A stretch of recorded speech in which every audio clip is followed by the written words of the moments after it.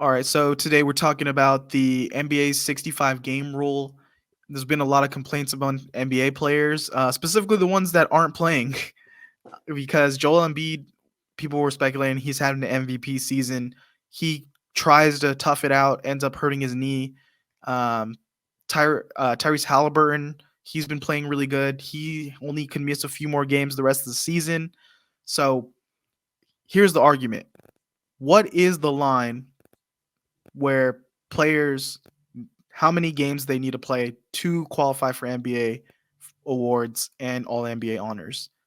Because there is a line, and finally the NBA put a limit on it, and people are pushing back now. Yeah, I think like 65 games is kind of perfect. I think they did a study and they looked and they saw the last time someone kind of hit that under was like in the 80s and won MVP. So it's like not usually if you are playing 60, like at least 65 games, usually it's like 70. You're and you're playing at a high level, you would win MVP or you'd make the all NBA team, which is really it boosts the contract. So ultimately that's what we're going to come into. And where the pushback is from owners, I know where it's coming from players like, hey, it's not fair. I should still be able to make this because if I'm playing at a high clip, I should be rewarded for that. Completely understand that. From the owner's side, it's like, well, yeah, you played at a high clip, but it's an 82 game season. When we sign up for you as a basketball player, we would like you to play as much of these 82 games as possible. So where players fucked up is the load management, players not being available, them resting for no reason, The Kawhi regular basically season's a not joke. giving a shit Yeah. realistically. I know everyone wants to blame LeBron. I think this is more kind of on Kawhi, if we're going to be Yeah. completely honest. And Kawhi setting that culture of, I'm not going to care about the regular season. I am going to just load up for the postseason, and everyone taking that mentality and running with it. Embiid specifically has missed a lot of games in his career, and he was playing at an MVP level, but it's a MVP for a full season award. It's not MVP for 50 games. It's not MVP for 40 games. And so I get where the players are getting upset, but at the same time, I mean, these owners care about ticket sales. They care about people watching the product on TV, and these players are not really caring about contributing in that way. So it feels like almost two different arguments. Like the owners and the league want you to play because of these reasons, and the players are like, we don't care about those reasons. We don't want to play because we're just getting ready for playoffs. Mhm. And you So it's just see a it two, yeah. with the league, like what the league has cracked down on viewership. Why? Because their TV deal is coming up soon and they need to make at least the same amount. And people are speculating that even with like the Mark Cuban move getting out of the Mavs, that this TV deal is not going to be good because people don't watch the NBA regular season.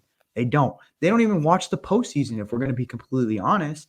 And people are like, oh, well, I do it on illegal streaming or whatever. Okay, cool. But realistically, the majority of people are not watching basketball. They're just not.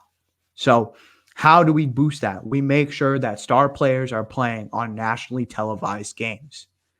And that hadn't happened in the past.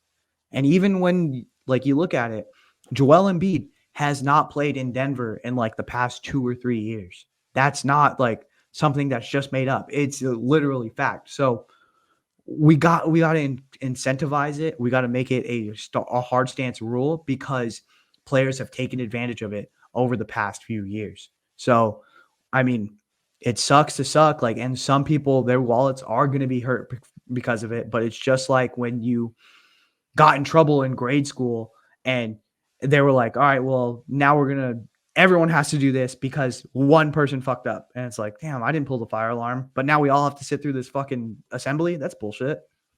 And it's especially, I mean, for me as a fan, it's frustrating because the ticket prices for games in my market in like San Francisco to Yeah. go to a Warriors game is so fucking expensive.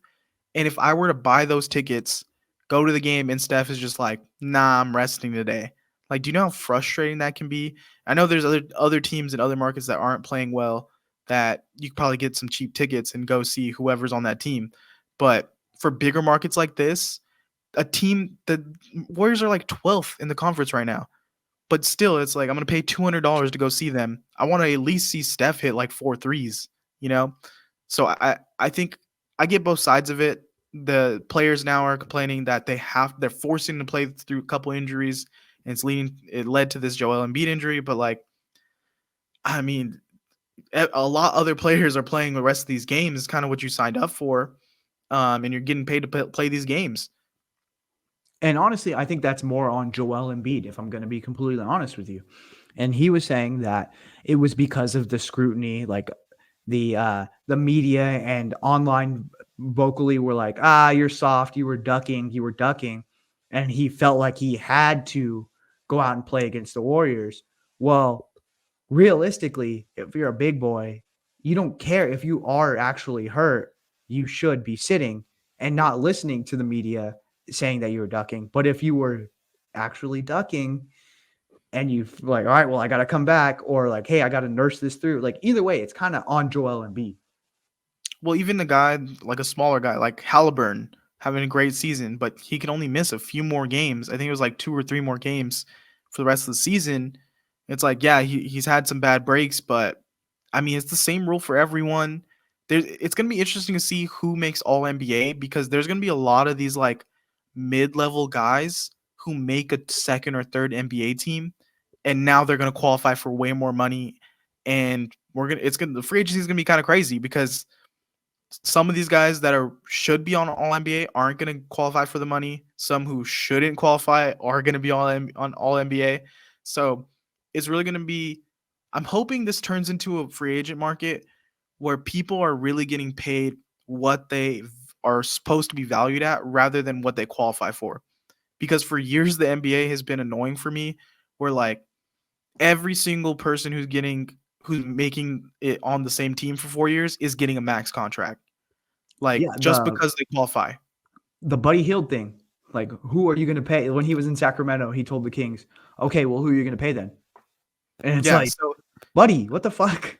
I'm tired of seeing every single, like, young player in their 3rd, 4th year getting a max contract just because they survived on the team long enough and they've qualified. Like, I wanna see these teams start budgeting better with their money and not really locking themselves up in these bad deals. Because that's why some of these teams haven't been competitive. They keep locking up these max contracts after max contracts. So, interesting to see who gets paid and who doesn't. Yeah, and I think moving forward, again, some people are going to get hurt by this. It's going to affect some people's wallet, but ultimately, that's coming down to is going to be the TV deal, and ultimately, that TV deal is going to pay the entire league. So it's for the betterment of everybody, not for the detriment. You know what I mean? Yeah, well, we'll see who wins MVP now. If Embiid, I think Embiid's Jokic, done. I think, Joker. yeah, yeah. All right, let us know how you feel about it in the comments. Is 65 too much or is it enough? And go and like, comment, subscribe. So, thanks.